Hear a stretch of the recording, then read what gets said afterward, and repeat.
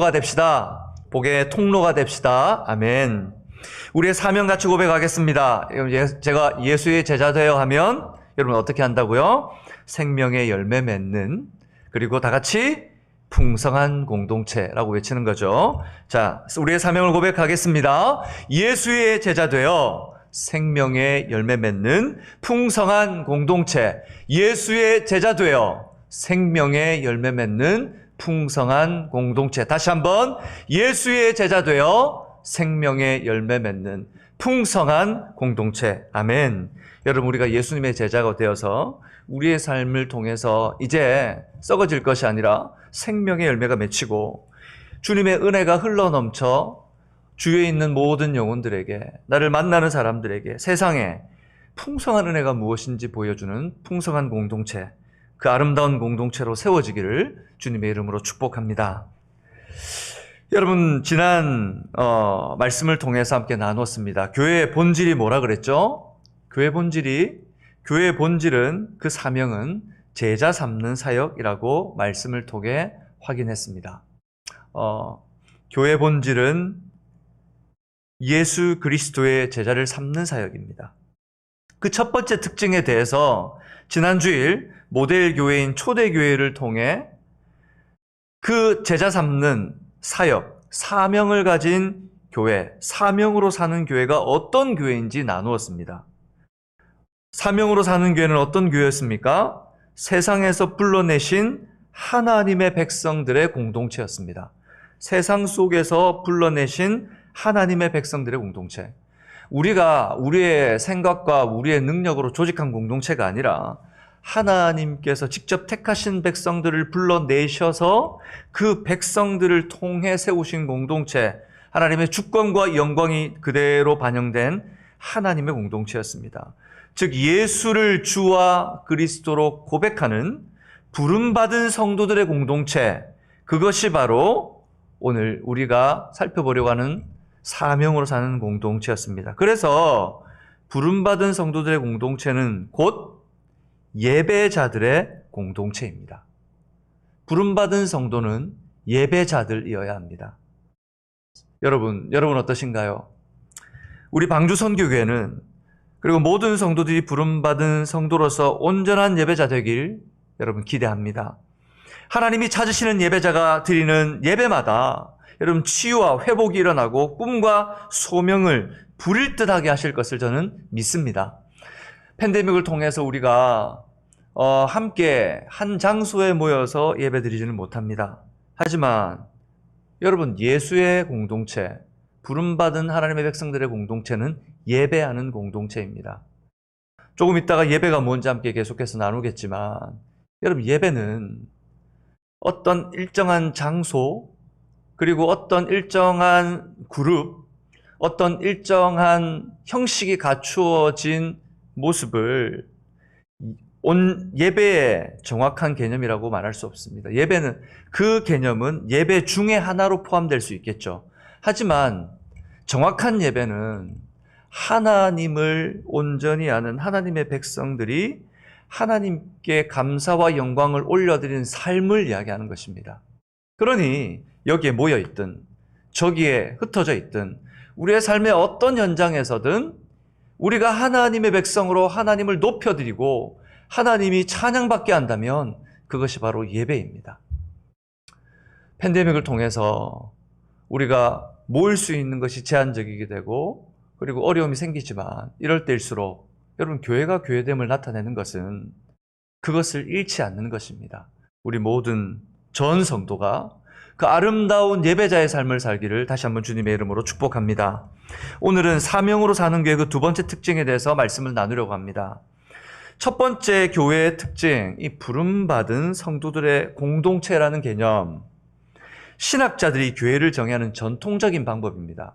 교회는 하나님께 부름받은 성도들의 공동체입니다. 이 전통적인 방법은 듣는 사람들에게 참 마음에 뿌듯함을 줍니다. 내가 예수를 믿고 살아가는 사람들에게는 더할 나위 없는 자존감을 높여줍니다. 그렇지 않습니까, 여러분? 우리가 그 영광된 교회의 지체라는 것, 그리고 내가 그 부름받은 하나님의 성도 중에 한 사람이라는 것은 듣기만 해도 감격스럽고 복되다는 것이 느껴지지 않습니까? 아멘. 그렇습니다, 여러분. 그런데 이런 특징에만 만족하면 어떤 생각이 지배적으로 신앙을 붙드냐면, 이미 나는 하나님께 부름받은 사람이니까 내가 좀 어렵고 힘들고 내가 잘못한 상황이 있더라도 하나님께 회개하고 다시 나오면, 그리고 내가 하나님께 그런 삶을 살기로 교회 안에서 신실하게 살면 이제 나의 다음 여정은 천국, 하나님의 나라에 들어가는 것이면 된다라는 생각이 우리 머릿속에, 우리의 삶 속에 내가 생각하지도 못할 그때도 자리 잡게 됩니다. 나는 이 땅 위에서 보장된 삶을 산다는 거죠. 나는 지금 죽어도 어디 간다는 겁니까? 하나님 나라 간다라고 생각하는 겁니다. 이런 생각을 가졌던 예수님 시대에 사람들이 있었습니다. 그들이 누구냐면 바로 유대인들이었습니다. 그들은 선민사상을 갖고 있었습니다. 우리는 하나님께 택한 민족이다. 그러니 우리는 모두 다 하나님의 나라에 들어갈 수 있는 자들이라 라고 생각하고 있었습니다. 그런데 여러분, 어땠습니까? 주님 오셨을 때에 그들을 꾸짖고 책망하셨습니다. 그러니 이 땅의 삶에 미련 갖지 말고 천국만 바라보고 살아가면 되니까 교회 생활 열심히 하고 예배 잘 드리고 하나님 보시기에 부끄럽지 않게 교회에서 직분 잘 받아서 잘 섬기면 하늘에 상급이 쌓여서 하나님 나라에 들어갔을 때 부끄럽지 않는 모습으로 주님 앞에 서게 하실 거야. 그래, 하나님 그런 분이지 라는 식의 사고가 우리 신앙을 지배하게 됩니다. 그래서 많은 분들이 예수 믿고 천국 가는 것이 지상 최대의 목적이 되어버렸습니다. 그러니 교회 안에서 나의 생활이, 나의 삶이 너무 중요하고 성도 사이에서 나의 태도와 삶이 너무 중요합니다. 다시 말씀드리면 교회 안에서 나의 생활이 너무 중요하고 성도들 사이에서 나의 태도와 삶이 너무 중요해졌습니다. 저 죄악 많은 세상과 그 세상에 사는 사람들은 하등의 나와 관계가 없고 오히려 나의 고난의 이유요, 나의 믿음의 거침돌이 되는 죄악된 존재들이 되어버렸습니다. 이런 이원론적이고 이중적인 삶의 기준이 어느샌가 교회와 성도들의 삶에 자리 잡게 됩니다. 여러분, 우리는 어떻습니까? 여러분의 마음과 여러분의 삶의 기준은 어떻습니까? 사랑하는 여러분, 정말 그럴까요? 정말 이것이 우리가 지향하고 우리가 가져야 될 그런 모습일까요? 맞습니다. 이런 모습들은 분명히 우리 속에 있어야 한 삶의 태도가 맞습니다. 그러나 예수님께서 그것만을 위해서 우리를 구원하셨다면 이것은 다시 생각해 보아야 될, 다시 점검해 보아야 될 신앙의 모습입니다. 예수님께서 우리에게 정말 그렇게 말씀하셨나? 나스에게 물어봅시다. 세상에 담쌓고 교회 안에서만 보이는 성도들 사이에서만 경건하면 살게 된다고 예수님께서 말씀하셨습니까? 예수님께서 마태복음에서 산상수훈이라고 하는 아주 보배로운 말씀을 전해주셨습니다. 하나님 나라 백성의 정체성이 뭔가, 하나님의 백성, 그 정체성이 뭔가에 대해서 말씀해 주셨는데 그 말씀 안에 경고의 말씀이 들어있었습니다. 마태복음 6장 8절 초반부에 보면 그들을 본받지 말라라고 말씀하셨습니다. 저를 따라서 해볼까요? 그들을 본받지 말라. 그들을 본받지 말라. 그렇습니다. 그들이 누굽니까? 율법주의자들과 잘못된 경건을 살며 형식적인 신앙인이 되어 있는 그들을 답습하지 말라고 말씀하셨습니다. 그런 형식과 잘못된 경건, 율법으로 덮여있는 그 삶은 하나님의 백성의 삶이 아니라고 말하는 것입니다. 겉핥기만 하는 것이지 하나님이 주신 그 율법과 하나님의 말씀에 속에 들어가 있는 본질적인 내용을 잊어버린 그들의 삶은 하나님의 백성의 삶이 아니라는 것입니다. 그러면서 오히려 소금과 빛이 되라 말씀하셨습니다. 무엇이더라고요? 소금과 빛. 그런데 소금과 빛, 흔하게 있는 것 아닌가요? 근데 그 바로 앞에 있는 수식하는 단어가 중요합니다. 어디에서 소금과 빛이 되라고 하셨습니까? 천국에서? 하나님 나라에서요? 아닙니다, 여러분. 천국에서 하나님 나라에서 소금과 빛 필요 없어요. 왜? 주님의 그 광채와 주님의 영광이 가득한 곳에 소금과 빛 역할할 필요 없습니다. 우리는 예배자로 예배하면 됩니다. 어디서요? 세상에서 소금과 빛이 되라고 하셨습니다. 세상 속에서 하나님의 자녀됨이 너희를 통해 나타나서 이 땅의 수많은 영혼들이 참된 삶이 뭔지, 참된 길이 무엇인지 너희를 통해 예수 그리스도의 생명과 부활과 하나님이 통치자 되시며 이 세상의 주인인 것이 나타나게 하라. 하나님께서 우리에게 말씀해 주셨습니다. 부름받은 하나님의 백성이라면 그것이 부름받았다고 하는 것이 우리 삶의 정체성의 전부가 아니라는 거죠.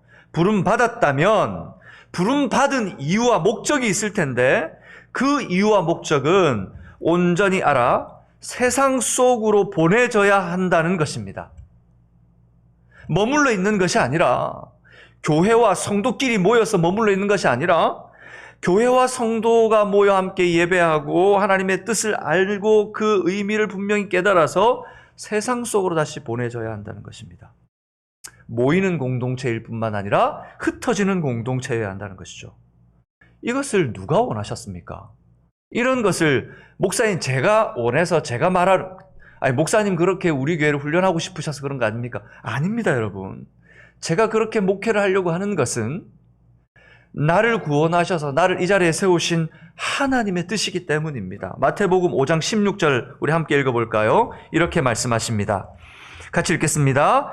이같이 너희 빛이 사람 앞에 비치게 하여 그들로 너희 착한 행실을 보고 하늘에 계신 너희 아버지께 영광을 돌리게 하라. 누가 하신 말씀입니까? 우리 주님께서.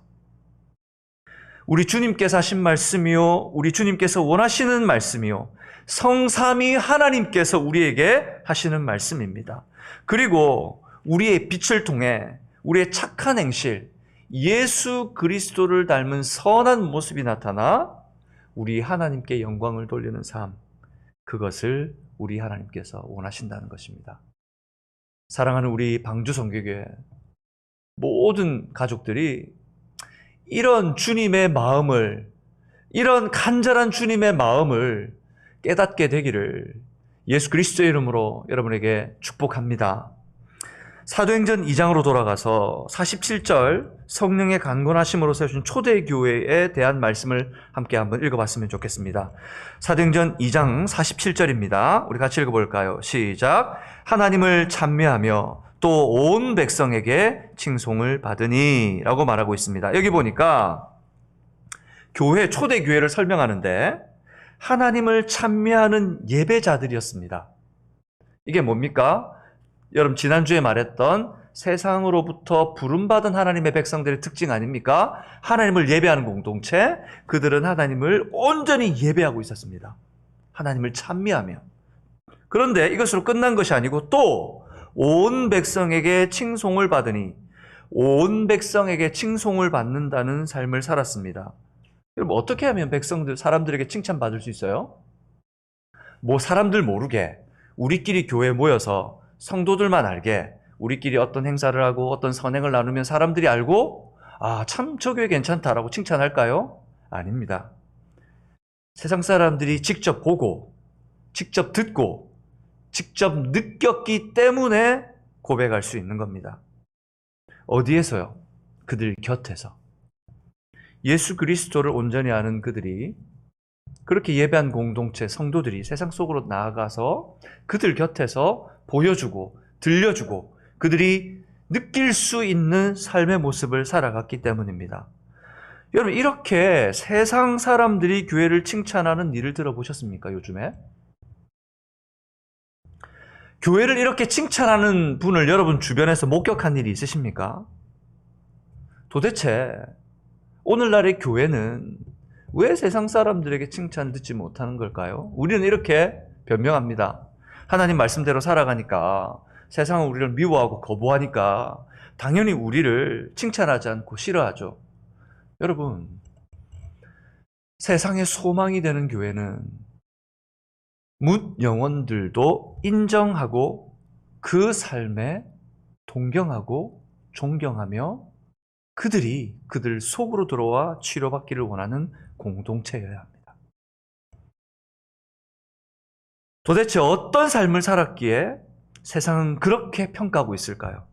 43절 같이 읽어보겠습니다. 시작. 사람마다 두려워하는데 사도들로 말미암아 기사와 표적이 많이 나타나니. 사람마다 두려워하는데 사도들에게서 기사와 표적이 나타나기 시작했습니다. 이거 딱 이 문장만 읽으면 어떤 느낌이냐면, 아, 사도들이 참 대단한 사람들이구나. 목사님, 그러니까 사도들이니까 가능한 거 아니에요? 우리 같은 사람 어떻게 이런 일 해요? 여러분, 정말 이 본문이 사람을 높여내고 사람을 나타내려고 한 설명일까요? 사도들에게 나타난 일들을 설명하는데 이 말씀은 사도들의 능력이 대단하다는 말이 아닙니다. 그 교회 안에, 사명으로 사는 교회 안에 하나님의 임재와 역사가 나타났다는 걸 표현하는 말이잖아요. 그것을 우리가 문맥을 잘 이해해야 합니다. 하나님의 역사와 임재가 아무것도 아니었던, 예수님 죽었을 때 예수님 거부하고 물고기 잡으러 갔던 베드로, 그를 하나님께서 불러내셔서, 부활하신 예수님께서 불러내셔서 기도하라고 그러시고 승천하신 이후에 그들이 두려워하면서 벌벌 떨면서 기도하고 있을 때 성령께서 임재하셔서 그들을 주장하시고 그들을 강건하시고 말씀을 주시고 붙드셨기 때문에 그들이 하나님의 말씀을 증거할 수 있었습니다. 그런 그들이 뭐가 대단하다고 그들이 기사와 표적을 행할 수 있었겠습니까? 하나님이 그곳에 임재하셨습니다.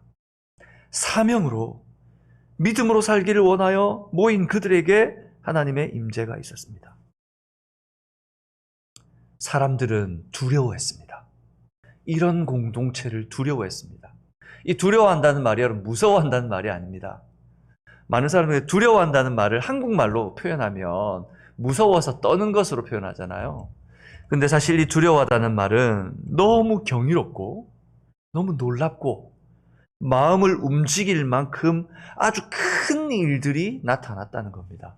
사람들이 마음이 움직이고 놀랍고 경이롭고 보고 싶고 한번 참여해보고 싶고 그리고 나도 저들 틈에 끼어봤으면 하는 그런 두려워하는 마음들이 일어나기 시작했습니다. 그뿐 아니라 44절과 45절에 보면 사도들뿐만 아니라 사도들과 함께 모여있는 지체들에게도 일어난 일들을 말씀해 주시는데, 우리 44절 제가 읽겠습니다. 믿는 사람이 다 함께 있어 모든 물건을 서로 통용하고, 45절 읽어볼까요? 시작. 또 재산과 소유를 팔아 각 사람의 필요를 따라 나눠주며.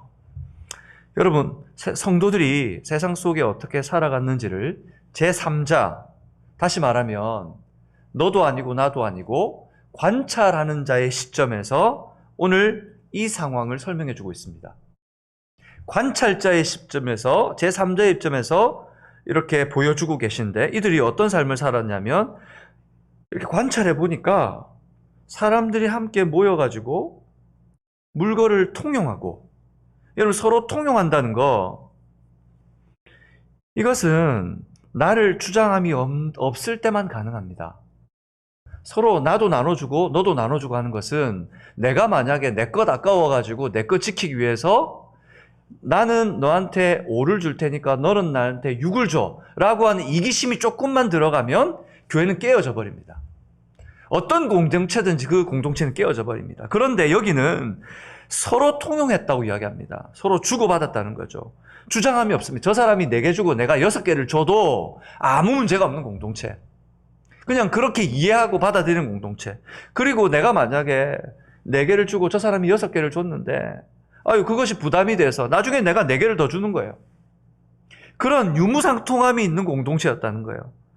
그 당시 세계관, 그 당시 세계가 갖고 있던 정신세계로서는 도저히 이해할 수 없는 공동체였어요. 어떻게 이런 이익 없이 그것들을 줄 수 있지?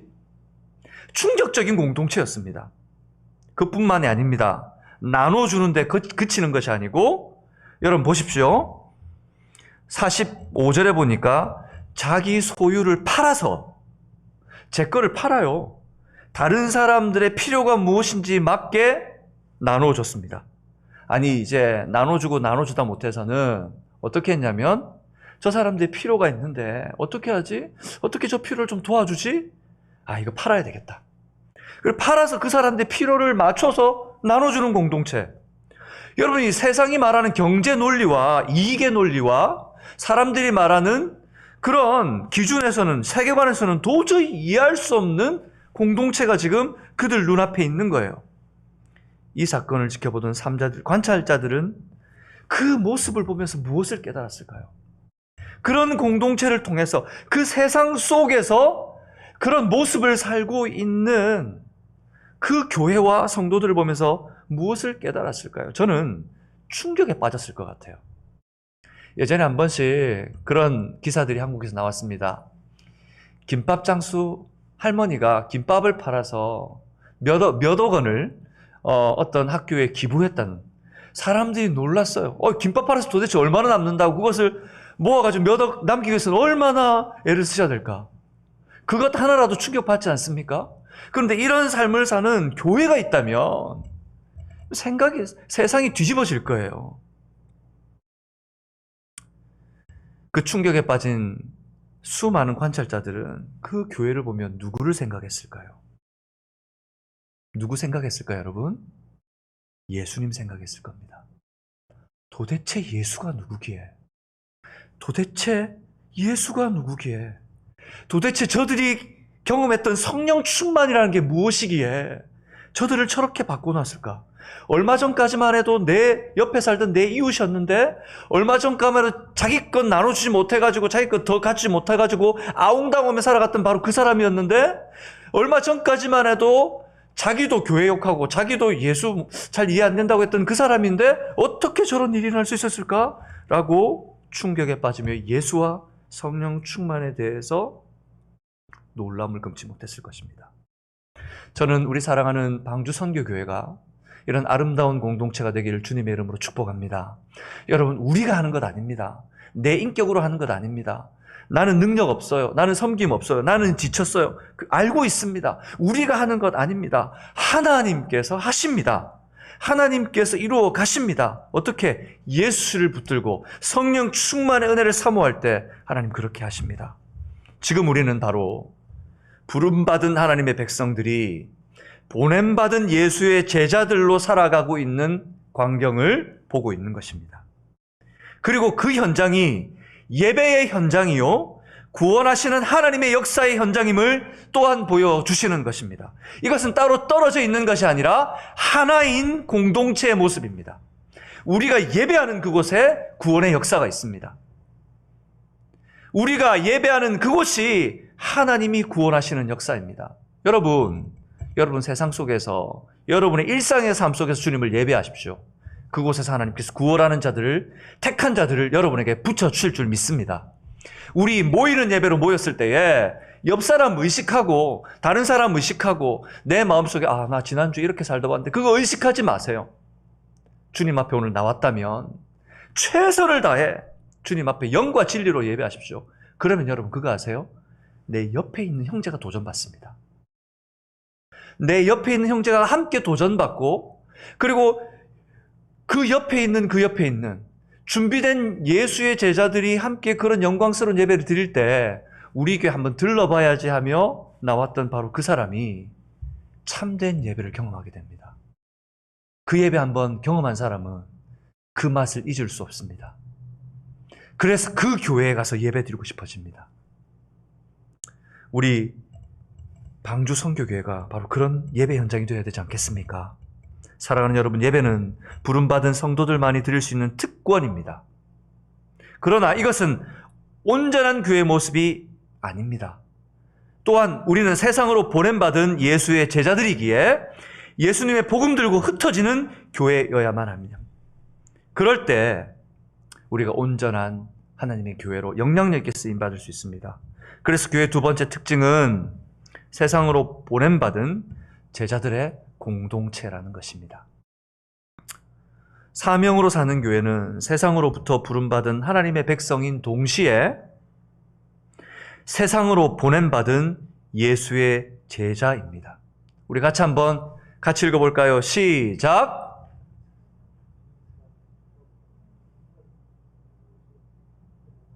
그렇습니다. 여러분, 제가 읽지 않은 것은 여러분의 입으로 읽어보라는 것입니다. 다시 한번 여러분의 고백으로 한번 읽어봅시다. 시작! 교회는 세상으로부터 부름받은 하나님의 백성인 동시에 세상으로 보냄받은 예수의 제자 공동체입니다. 여러분, 이것이 교회입니다. 영광스러운 특권을 받아 예배하는 공동체, 또한 은혜의 복음을 증거하는 사명을 가진 공동체, 그것이 교회입니다. 여러분, 교회는 건물이 아니고 사람이라고 말씀드렸습니다. 그렇다면 이것은 누구의 정체성입니까? 나의 정체성입니다. 나는 그렇게 살아야 됩니다. 나는 예배자일 뿐만 아니라 복음을 증거하는 증거자의 삶을 살아야 됩니다. 그런데 이런 사명으로 사는 교회를 세워지기 위해서는 한 가지 요소가 더 필요합니다. 바로 훈련입니다. 뭐라고요? 훈련. 같이 해볼까요? 뭐라고요? 훈련입니다. 그렇습니다. 아유, 훈련, 이제 말씀 듣기만 해도 그냥 마음이 그렇습니다. 떨립니다. 그렇습니다. 여러분, 훈련입니다. 42절 말씀 함께 읽어보겠습니다. 42절입니다. 시작! 그들이 사도들의 가르침을 받아 서로 교제하고 떡을 떼며 오로지 기도하기를 힘쓰니라. 이렇게 사명으로 사는 이 공동체가 어떻게 이렇게 될 수 있었느냐? 부름받은 하나님의 백성으로 불렀을 때 이들에게 세상으로 보냄받은 제자로 살기 전에 바로 훈련이 있었습니다. 오늘 말씀에 보니까 사도들의 가르침을 받았대요. 그리고 서로 교제했대요. 또 서로 떡을 뗐대요. 그리고 서로 기도했대요. 사도들의 가르침을 받았다. 이게 뭘까요? 말씀을 들었다는 거 아닙니까?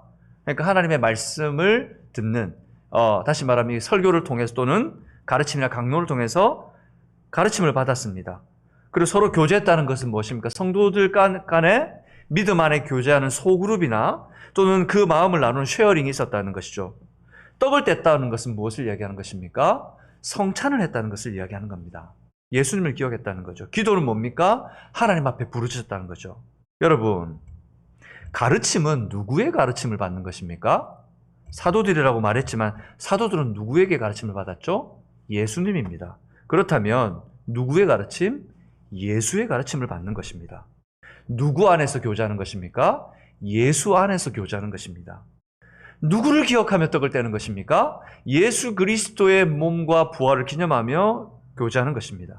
누구의 이름으로 기도합니까? 예수의 이름으로 기도하는 것입니다. 다시 말하면 그들이 세상으로 보냄받기 전에 훈련을 받았는데 예수 그리스도 안에서 어떻게 살아가는지 삶의 영적인 모습에 그리고 나타나야 될 것에 대해서 훈련받았다는 것입니다. 예수의 제자로 훈련받았습니다. 예수의 제자로 훈련받았습니다. 여러분, 제자 훈련을 시작할 때 강조하는 개념이 있습니다. 그것이 뭐냐면 훈련과 성경 공부의 구별입니다. 여러분, 한번 퀴즈를 내볼게요. 들어보세요. 훈련과 성경 공부가 무엇이 다를까요? 여러분, 마음속으로 생각해 보세요. 훈련과 성경 공부가 뭐가 다르죠? 자, 이제 여러분 나름대로 하나, 둘, 셋 하면 그냥 말을 해보세요. 입 다물고 없기. 말을 하기. 시작! 네, 말을 많이 하시는 분도 계시고 적게 하시는 분도 계시고 묵묵부답이신 분도 계시고 알고 있습니다. 여러분, 성경 공부와 훈련은 다르다고 생각하시나요? 아니, 성경 배우는 것은 다 같은 거 아닙니까? 라고 말씀하실 수 있을 것 같아요. 여러분, 성경 공부는 지적인 삶에 초점이 맞추어져 있습니다. 물론 그 안에 은혜도 있고 변화도 있을 수 있습니다. 하지만 그 목적은 지적인 영역입니다. 하지만 훈련의 목적은 지적인 부분만이 아니라 지정의라는 전인적인 변화에 초점이 맞춰져 있습니다. 다시 말하면 영적인 변화가 목적이라는 거예요. 지적으로 아는 정도가 아니고 영적인 변화가 초점입니다. 여러분 훈련소, 특별히 남자분들은 아실 거예요. 입대를 하고 훈련소에 들어가 보면 훈련을 받습니다. 제식 교육 받고요. 뭐 총검술 여러 가지 훈련을 받습니다. 막 정말 몸에 진이 다 빠질 정도로 몇 주간 훈련을 받습니다. 그런데 그 훈련 받는다고 해서 이 훈련을 받은 사람이 제대로 된 군인이 되냐? 아닙니다. 훈련소에서는 진짜 말 그대로 공부를 시켜줍니다. 그러면 공부를 받은 사람도 무엇을 아는 거냐면, 아, 총은 이렇게 잡는 거구나. 그리고 앞으로 가, 뒤로 가, 그러면 이렇게 걷는 거구나. 라는 정도만 알아요. 수류탄을 던질 때는 이렇게 빼서 오른손으로 던지는 거구나. 근데 가끔씩 보면 왼손으로 안전핀을 뽑고 오른손으로 던지라 그러는데, 희한하게 오른손으로 수류탄을 잡고 있고 안전핀만 던지는 사람들이 있습니다. 그러면 어떻게 될까요? 수류탄 잡고 죽는 거예요. 그러면 조교들이 와서 냉큼 잡아서 던져 놓습니다. 이게 훈련입니다. 이렇게 훈련은 단순하게 지적으로 아는 것이 아니라 이제 이것을 계속해서 반복시키고, 그리고 이것이 머리로만 알 뿐만 아니라 정서적으로도 아, 이거 하면 죽는 거구나. 그리고 의지적으로 내가 이렇게 해야지라고 하는 게 삶의 모습으로 계속 이게 내 DNA가 되는 거예요. 그래서 몸이 기억하고 영혼이 기억하고 우리의 삶의 방향이 기억해서 내가 그렇게 다르게 다시 가려고 해도 도저히 그렇게 할 수 없는 상, 그게 되는 거예요. 제가 제대하고 나서도 저희 집사람도 저와 결혼하고 나서 깜짝 놀랄 때가 많았습니다. 왜냐하면 제가 잘 때 항상 일자로 잡니다. 그리고 옆에서 나를 누가 툭 건드리면 제가 벌떡 일어납니다. 집사람이 처음에 아내가 결혼하고 이렇게 살면서 되게 그것 때문에 놀라기도 하고 신기해하기도 했습니다. 근데 사역할 땐 되게 좋았어요. 왜냐하면 새벽에 뭐 예배를 나간다지 그러면 누가 날 건드리면 벌떡 일어나서 가게 됩니다. 한 5분 안에 모든 걸 다 챙겨 입고 나가게 되죠. 이것이 훈련입니다. 이것이 훈련. 전인적으로, 영적으로 변화가 되는 것입니다. 사도행전 7장에 보면 스데반이 순교하는 사건이 기록되어 있습니다. 이 사건을 계기로 교회가 박해가 갑자기 심해지는 일이 일어나요. 그 중심에 있었던 사람이 누구였냐면 바로 사울이었습니다. 우리가 지금 알고 있는 바울이 바울 되기 전 바로 사울이었죠. 그때 교회는 유대와 사마리아로 뿔뿔이 흩어졌습니다. 사도행전 1장에 보면 예수님께서 약속해 주셨거든요. 너희가 성령을 받으면 내 증인이 되어서 유대와 사마리아와 땅 끝까지 복음 전하러 갈 거다 그랬는데 교회가 그것을 하지 않고 있었어요. 그래서 하나님께서 그들을 하나님의 역사로 의지적으로 뿔뿔이 흩어놓으신 사건이 바로 사실은 스데반의 순교를 통해서 교회가 흩어지는 사건이었어요. 하나님의 목적은 뭐였냐면 우리가 성장하는 거였어요. 에베소서 4장 13절, 여러분 자막이 없습니다. 제가 여러분 성경을 펴게 하기 위해서 자막 없는 말씀을 자꾸 한번 예배 시간마다 할 거예요. 더 많아질 거예요. 에베소서 4장 13절입니다. 여러분 펴보시겠어요? 에베소서 4장 13절 말씀입니다. 그러니 예배 시간에 꼭 성경 들고 오셔야 되고 꼭 성경 펴고 계셔야 됩니다. 에베소서 4장 13절 같이 읽겠습니다. 우리가 다 하나님의 아들을 믿는 것과 아는 일에 하나가 되어 온전한 사람을 이루어 그리스도의 장성한 분량이 충만한 데까지 이르리니 이것이 바로 하나님께서 우리에게 원하시는 성숙한 성도의 모습이었습니다.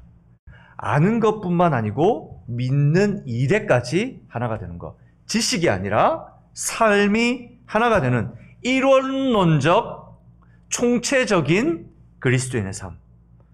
그래서 온전한 사람, 제자가 되어서 예수님께까지 작은 예수로 살아가는 사람들. 그것이 바로 성도였습니다. 그때 핍박의 전략이 어떤 것이었는 줄 아십니까? 보통은 이렇게 집단을 와해시킬 때는, 이런 집단을 와해시킬 때는 여러분 어떻게 하면 됩니까? 잘 아시죠? 어떤 집단을 와해시키고 흩어버리려면 어떻게 하면 제일 좋습니까? 우두머리 잡아버리면 됩니다. 대장을 잡아버리면 밑에 있는 사람들 다 흩어집니다. 그런데 8장 3절에 이렇게 기록합니다. 우리 함께 읽어볼까요? 사울이 교회를 시작. 사울이 교회를 잔멸할세 각 집에 들어가 남녀를 끌어다가 옥에 넘기니라.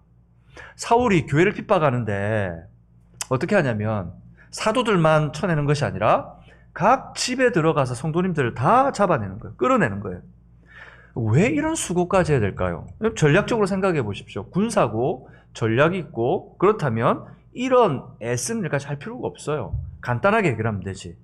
그런데 이런 수고까지 하는 것은 그 정도로는 대장 몇 잡아가지고는 와해시킬 수 있는 공동체가 아니었단 말이에요.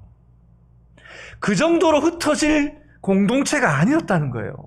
사울이 만난 그들은 각 사람이 부름받은 하나님의 백성일 뿐만 아니라 말씀으로 훈련된 제자 공동체였습니다. 그래서 그들 하나하나를 다 잡아 색출해내야 되지 않고서는 해결할 수 없는 공동체.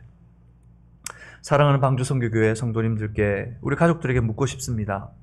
우리 교회는 어떤 교회입니까? 우리 교회는 어떤 교회입니까? 여러분, 각자의 생각이 있지 않겠습니까? 그럼 다시 묻겠습니다. 그런 여러분은 어떤 교회가 되기를 꿈꾸고 있습니까? 우리가 어떤 교회가 되었으면 좋겠습니까? 그럼 또 하나 묻겠습니다. 그러면 그런 교회가 되기 위해서 그 책임과 사명은 누가 담당해야 하는 것입니까? 목사 안 사람이 해야 됩니까? 장로님, 안수집사님, 권사님들이 해야 합니까? 여러분, 우리는 교회입니다. 여러분이 교회입니다. 우리에게 맡겨주신, 바로 나에게 맡겨진 사명입니다. 여러분이 이 땅의 교회를 보시면 우리 주님께서 어떤 마음이실까요? 생각해 보세요. 목사님, 저는 너무 지쳤어요. 저는 이제 그럴 힘과 용기가 없어요. 목사님, 이제 우리는 어디서부터 다시 시작하면 될까요? 김민아 작가의 눈을 맞추다라는 책에서 보통 사람들이 가진 용기에 대해서 이렇게 표현한 글을 제가 읽었습니다. 여러분 같이 화면을 통해 보실까요? 온몸에 상처를 입고서도 적을 향해 표하는 사자만 용감한 것이 아닙니다. 지친 하루의 끝에 자리를 털고 일어서며 내일 다시 해봐야겠어 라고 하는 용기, 비겁하게 도망을 치다가도 머뭇거리며 다시 뒤를 돌아보는 용기, 막막한 마음에 주저앉아 울고 난 뒤 다시 주섬주섬 자리를 털고 일어서는 용기, 어이없이 변해버린 사랑에 마음이 부서지는 아픔을 겪고서도 다시 사랑을 믿어보는 용기, 지난날의 부끄러운 순간들을 인정하고서도 여전히 자신을 사랑으로 끌어안는 용기, 보통의 우리들이 가진 아주 특별한 용기입니다. 여러분, 저는 이 글을 읽으면서 그래 맞다, 이런 게 용기지, 이런 게 용기지. 모두가 형통하고 다 그냥 해결할 수 있고 나는 다 모든 문제, 모든 것에 탁월해, 그러면서 잘하면 그것이 무슨 용기예요? 그런데 지친 하루를 털고서 다시 해봐야 되겠다고 할 수 있는 용기, 비겁하게 도망치다가도 다시 돌아올 수 있는 것, 막막함에 주저앉아 있다가도 주섬주섬 자리를 들고 일어나는 것, 어이없이 마음이 부서졌지만 다시 한번 믿어보는 것, 지난날에 부끄러운 일들이 있었지만 다시 한번 살아가는 것, 이것이 용기 아닙니까? 여러분 사랑하는 우리 방주 선교교 공동체의 모든 사랑하는 성도님들, 이런 하나님이 이런 마음, 주님 용기를 주시기를 주님의 이름으로 축복합니다. 하지만 이에 더하여 부름받은 백성인 우리들에게, 보냄받은 제자로 살아가는 우리들에게 하나님의 말씀은 더 적실하게 우리에게 말씀합니다. 히브리서 4장 15절과 16절 말씀입니다. 히브리서 4장 15절과 16절 말씀 같이 읽어볼까요? 시작. 우리에게 있는 대제사장은 우리의 연약함을 동정하지 못하실 리가 아니요 모든 일에 우리와 같이 시험을 받으신 이로되 죄는 없으시니라. 그러므로 우리는 긍휼하심을 받고 때를 따라 돕는 은혜를 얻기 위하여 은혜의 보좌 앞에 담대히 나아갈 것이니라. 아멘. 우리 대제사장이신 예수님께서는 우리를 동정하실 수 있는 분이래요. 다 아신대요. 어느 정도로 아세요? 우리와 같이 시험을 받으셨는데 어디까지 시험을 받으셨습니까? 십자가에서 고깃덩이처럼 달려 죽으시는 곳까지 나갔습니다. 우리 주님께까지 그렇게 우리 고난받아 보진 않았잖아요. 그런 주님께서 우리에게 때를 따라 돕는 은혜가 필요하다면 언제든지 은혜의 보좌 앞에 담대히 나오래요. 그러면 하나님께서 우리의 필요를 흘려보내 주신다고 말씀하십니다. 예수의 이름에, 그 능력의 이름에, 생명의 이름에, 소망의 이름에 우리의 힘과 용기가 있는 줄 알고 붙들고 나아가면 은혜를 부어 주실 줄 믿습니다. 내 힘으로 할 수 없지만 다시 눈을 열어 주실 줄 믿습니다. 사랑하는 여러분, 우리는 세상으로부터 부름받은 하나님의 백성들입니다. 하나님께서 우리에게 예배할 수 있는 특권을 주셨습니다. 그러나 다시 일어나야 할 때입니다. 여기서 멈추어 서서는 안 됩니다. 흩어져서 예배드린다고 하여 실망하고 용기를 잃고 있을 때가 아닙니다. 그럴 때일수록 더 정신을 집중하고 누구도 누구에게 상처 주지 말고 하나님 이럴 때일수록 더 보듬안고 나가야 될 때입니다. 세상으로 보냄받은 제자가 되어야 합니다. 흩어져서 우리가 모여서 하나님께서 예배할 수 있도록 은혜를 허락해 주지 않으셨습니까? 팬데믹이 왔지만 그 은혜를 주신 것 기억하고 하나님 흩어진 곳에서 예배자로 살겠습니다 라고 보냄받은 제자로 삽시다. 그러기 위해 우리는 주님 부르실 그날까지 훈련해야 합니다. 이것은 누군가의 몫이 아니라 바로 여러분 한 사람 한 사람 부르시는 하나님의 부르심입니다. 혹시 나는 안 될까봐, 나는 아닐까봐 두렵고 또 포기하고 싶으십니까? 우리 주님만 바라보십시오. 그렇게 단순해지기로 작정합시다. 연약한 우리를 예배자로 삼으신 하나님께서 정금같이 훈련하셔서 세상으로 보냄받은 제자로 살게 하실 것을 저는 믿습니다. 여러분, 그 하나님께서 오늘 예배를 통해 여러분의 마음을 만지시고 또 약한 우리를 강하게 하여 주실 것을 간절히 소망합니다. 아멘.